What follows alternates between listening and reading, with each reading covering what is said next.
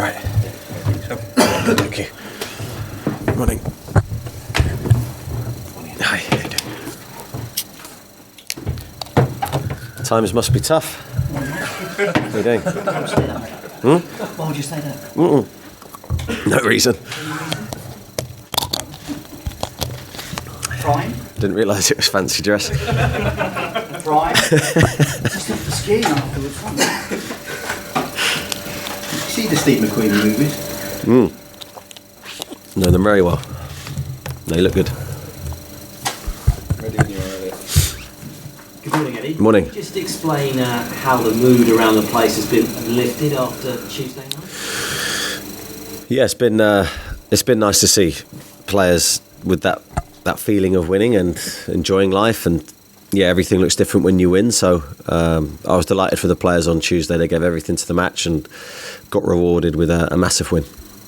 How confident are you that can be a point?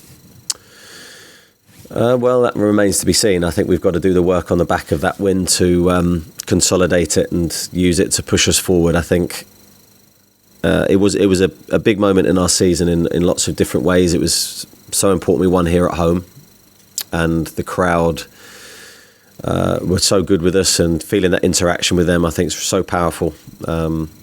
We're going to need them more than ever now, between now and the run-in, to really make the difference here at home, and hopefully that's the first step to that happening.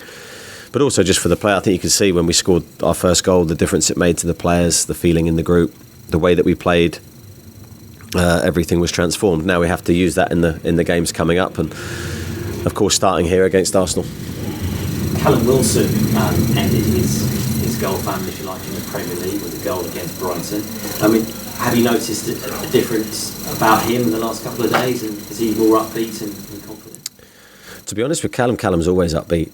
And I'm not just saying that for you guys. He's that type of character. He's always smiling. He's always bouncing into training. So I've had no problem with Callum at all in terms of his mood and how he's felt. I'm sure he will be delighted to score because he lives for scoring goals. So I'm sure that would have made him feel better internally. But he never lets that show externally. At the moment, England have got a bit of a striker problem with Harry Kane out injured. There's an issue over Tammy Abraham. Jamie Vardy is obviously retired from an international perspective. Could Callum Wilson do a job for England, do you think? I think, being asked this question many times, I think it's all going to depend on how Callum plays between now and the summer. And my message to him would be just to concentrate on playing well for us, scoring goals for us, doing what he does very well, as he did against Brighton. Because I think the standout thing for me was his all-round game against Brighton. He held the ball up. He worked incredibly hard. He ran in behind. He was a real threat, a real menace the whole game, and got his reward. And I think if he continues along that line, then he'll go very close. Got 7 days to go to the end of the transfer window, Eddie. Is there a lot of work being done behind the scenes to try and bring players in? Yeah, we've said all along, I think throughout January, we're actively looking, but so far it's been a very difficult window to find players that are available of sufficient quality to make our squad better. But that doesn't mean that we won't stop looking until the window closes. Has there been any further movement on the winger from Dortmund, Jakob Brun-Larsen, at all? No news to give you on any incomings or outgoings. And Bertrand Traore? Same. Nothing. And have you received any offers at all from No. any players? Nothing on Nathan Ake? No. Nothing as yet. In terms of what sort of positions are you looking to strengthen? We're looking at, they're never going to give you specifics, but I think we're looking at different positions. If we can find someone that makes the difference, or we think can make the difference to the team, then we will look to do it. If everything matches up in terms of finances and availability, and the player wants to come. But if there is no player that becomes available, we're very much go with what we've got. And I think we showed again against Brighton that we're good enough when we play well.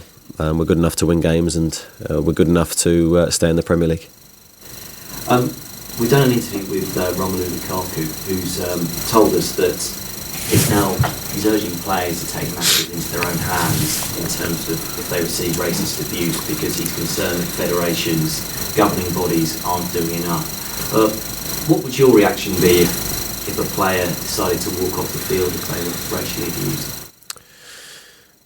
Well, that's a difficult one.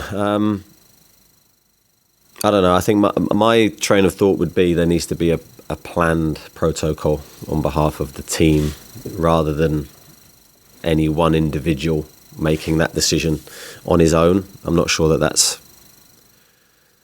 would be good for us as a team and for the league as well. So I think there needs to be a little bit of thought on that.